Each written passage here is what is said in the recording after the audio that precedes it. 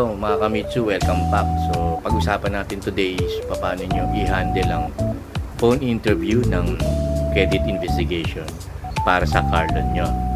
So una sa lahat, once na nag-apply ka, kailangan natin mag-usap. Ikwento nyo lahat sa akin ang buhay nyo, kung saan kayo nagtatrabaho, saan kayo nakatira, sino ba yung mga kamag-anak ninyo, sino yung mga kasama nyo sa bahay. Kailangan alam ko yan bago tayo mag-apply. Kasi bubusisihin natin yan kung paano ko kayo ipapa-approve. So, yan ang una-una. Pangalawa, kailangan maging consistent ka sa mga isasubmit mo. Kung ano man yung pinag-usapan natin, yun dapat yun ang ilalagay nyo or sasabihin ninyo.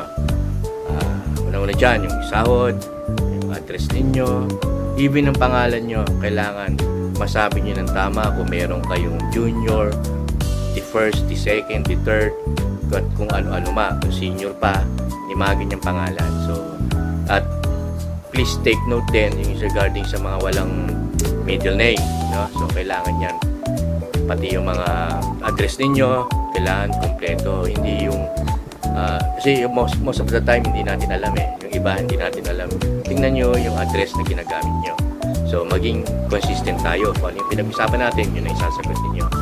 At maging professional. Huwag tayong, sa tingin ko, ganun. Alam mo yung mga ganun sagot.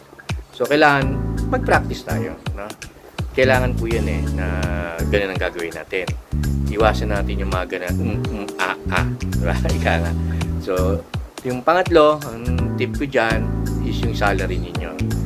So, syempre, yung pinag-usapan na natin dyan. Isama nyo na rin pati yung mga transpo allowance ninyo, mga food allowance ninyo, clothing allowance ninyo, rice allowance ninyo, no? Converted to cash yan. Even yung mga, banggitin nyo na rin, yung converted to cash yung mga sick leave ninyo, no? Sabihin nyo lahat para at least ma-analyze ng bangko kung may kakayahan kayo magbayad. And then, yung isang tip ko pa, guys, pag meron kayong credit card, pag pinag-uusapan na yung bangko, okay yan. Make it sure na, kung may konting balance, okay lang.